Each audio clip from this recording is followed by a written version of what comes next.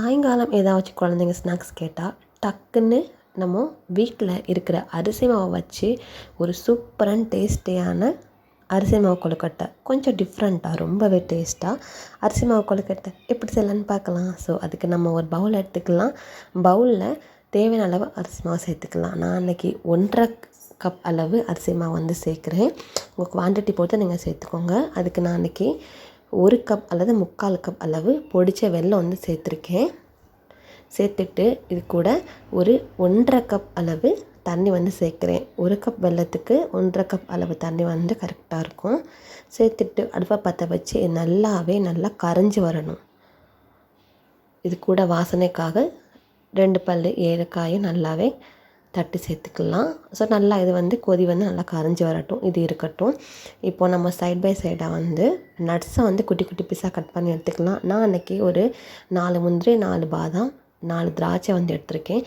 முந்திரி, பாதாம், திராட்சை எல்லாமே குட்டி குட்டி பீஸாக நம்ம கட் பண்ணி எடுக்க போகிறோம். அந்த கொழுக்கட்டையில் சேர்க்க நல்லாவே குட்டி குட்டி பீஸாக கட் பண்ணி எடுத்தாச்சு. இது இருக்கட்டும்.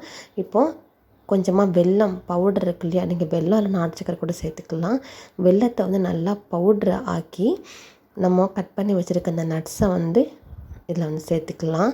சேர்த்துட்டு இது கூட 1 டீஸ்பூன் அளவு நெய்யும் சேர்த்துட்டு ஒரு ஸ்பூனை வச்சு நல்லாவே மிக்ஸ் பண்ணி எடுத்துக்கிடலாம். அந்த நெய் அந்த வெல்லம் கூட நல்லாவே மிக்ஸ் ஆகாத மாதிரி நல்லா மிக்ஸ் பண்ணி எடுத்துக்கலாம். நெய் சேர்க்குறனால நமக்கு நல்லா வாசனையாக நல்லாயிருக்கும். நல்லா மிக்ஸ் பண்ணி எடுத்தாச்சு. இது வந்து இருக்கட்டும். நம்ம கொழுக்கட்டைக்கு ஸ்டஃபிங் தான் இது வந்து. ஸோ இப்போ நம்ம வெல்லத்தை வந்து பார்த்துடலாம். நல்லாவே கரைஞ்சி வந்துருச்சு பாருங்கள். கட்டுகள் எதுவும் நல்லா கரைஞ்சி வந்துருச்சு. இப்போ வந்து ஸ்டவ் ஆஃப் பண்ணிவிட்டு இந்த வெல்லம் தண்ணி வந்து நல்லாவே ஆறணும். அப்போ தான் நம்ம வந்து அந்த மாவு கூட கலக்கிறப்போ நமக்கு வந்து கை பிடிக்க வந்து நல்லா ஆறிப்போம், நல்லாயிருக்கும். ஸோ இப்போது வெல்லம் நல்லா ஆற வச்சதுக்கப்புறமா நம்ம இந்த மாவை நம்ம ஆல்ரெடி எடுத்து வச்சுருக்கோம் இல்லையா அரிசி மாவை, இது கூட கொஞ்சமாக ஒரு பிஞ்ச் ஆஃப் சால்ட் வந்து சேர்த்துட்டு ஒரு வாட்டி நல்லாவே கிளறி எடுத்துக்கலாம். மாவு இது கூட நல்லாவே மிக்ஸ் பண்ணி எடுத்துக்கிடலாம். இப்போ நம்ம ஆற வச்ச வெல்லம் தண்ணியை வந்து நல்லாவே ஒரு ஃபில்ட்ரை வச்சு ஃபில்ட்ரு பண்ணிவிட்டு கொஞ்சம் கொஞ்சமாக இந்த மாவு கூட மிக்ஸ் பண்ணி எடுத்துக்கலாம். மொத்தமாக சேர்த்துடக்கூடாது. கொஞ்சம் கொஞ்சமாக அந்த தண்ணியை ஊற்றிட்டு நல்லாவே ஸ்பூனை வச்சு நல்லாவே மிக்ஸ் பண்ணி எடுத்துக்கலாம். ஒரு ஸ்டேஜுக்கு அப்புறமா நம்ம கை விட்டு நல்லாவே கலந்து விட்டுக்கலாம். அப்போ தான் நம்மளுக்கு நல்லா பக்குவம் வந்து தெரியும். கொஞ்சம் கொஞ்சமாக ஸ்பூன் வச்சு நல்லா கலந்ததுக்கப்புறமா இந்த ஸ்டேஜுக்கு பாருங்கள், நம்ம கொழுக்கட்டை பிடிக்க அளவு ஸ்டேஜுக்கு வந்து நமக்கு தெரியும் இல்லையா. ஸோ நார்மலாக நம்ம எப்போ கொழுக்கட்டை பிடிப்போமோ அந்த ஸ்டேஜுக்கு நல்லாவே மிக்ஸ் பண்ணி எடுத்துக்கலாம். இந்த ஷேப்புக்கு நல்லாவே கொழுக்கட்டை வந்து பிடிக்க வந்துருச்சு. இப்போது கொழுக்கட்டை பிடிச்சிட்டு அதை வந்து இந்த மாதிரி ரவுண்ட் ஷேப்பில் பண்ணிவிட்டு இதில் நம்ம ரெடி பண்ணி வச்சுருக்க அந்த நட்ஸ் வெல்லம் இருக்குது இல்லையா, ஸோ அதை வந்து கொஞ்சமாக சேர்த்துட்டு நல்லா வந்து மூடி வச்சு எடுத்துக்கலாம். இது வந்து கோதுமை மாவு, மைதா மாவு வந்து நல்லாவே நமக்கு பிடிக்க வருது அரிசி மாவு இல்லையா. ஸோ அதனால் கொஞ்சம் ரஃப்பாக மூட வராது. அதனால் கொஞ்சம் அதில் வச்சுட்டு மேலே வச்சுட்டு லைட்டாக நம்ம வந்து கைகளால் இப்படி ரவுண்டு பண்ணோன்னா நம்மளுக்கு வந்து அந்த நட்ஸுங்கிறது உள்ளே போயிடும் லைட்டாக.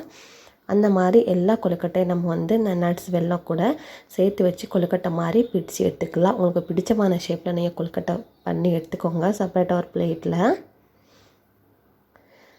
எல்லா மாவையும் இந்த மாதிரி நல்லா கொழுக்கட்டை பிடிச்சி எடுத்தாச்சு பாருங்கள். இப்போ நம்ம அடுப்பை பற்ற வச்சு நம்ம எதில் வந்து நம்ம வந்து அவிக்க போகிறோமோ, இட்லி பாத்திரம் இல்லைன்னா நார்மல் பாத்திரத்தில் கூட நீங்கள் அவிச்சிக்கலாம். நான் இன்றைக்கி இட்லி பாத்திரம் எடுத்திருக்கேன். இது கூட ஸ்டீமர் உங்ககிட்ட இட்லி தட்டு இருந்துச்சுன்னா அந்த தட்டை வச்சு மேலே வந்து ஒரு துணியை வச்சு அவிச்சு எடுத்துக்கலாம். நான் அன்றைக்கி ஸ்டீமர் வச்சு மேலே துணி வச்சுக்கிட்டேன்.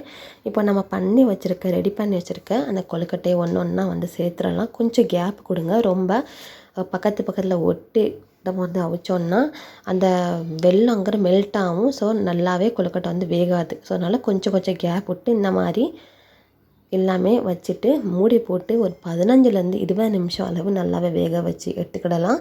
அப்போ தான் நம்மளுக்கு அந்த கொழுக்கட்டை வந்து நல்லா வெந்து வரும்.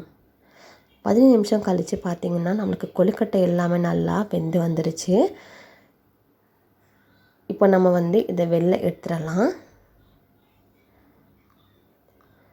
வெளில எடுத்து எல்லாமே வச்சாச்சு பாருங்கள். கொழுக்கட்டை வந்து ரொம்ப சாஃப்டாக ரொம்ப சூப்பராக வந்திருக்கு பாருங்கள். நம்ம நட்ஸை வச்சு அவிச்சோம் இல்லையா, ஸோ அந்த கொழுக்கட்டையை பாருங்கள் நம்ம ரெண்டாக பிரித்து காட்டுறேன். நல்லாவே அந்த வெல்லம் வந்து நல்லா மெல்ட் ஆகி அந்த முந்திரி இந்த பாதாம் எல்லாமே நல்லா வெந்து வந்துருச்சு இந்த கொழுக்கட்டை கூட.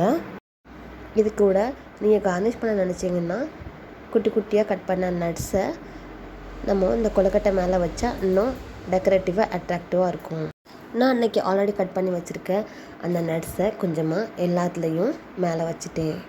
அவ்வளோதான், நம்ம சூப்பர் அண்ட் சிம்பிளான கொழுக்கட்டை வந்து ரெடி ஆயிடுச்சு. வீட்டில் ஸ்நாக் செய்யணும்னு தோணுச்சுன்னா எதுவுமே இல்லையா, வெறும் அரிசி மாவை பயன்படுத்தி ரொம்ப டேஸ்டான கொழுக்கட்டையை நீங்களும் உங்கள் வீட்டில் செஞ்சுட்டு பாருங்கள்.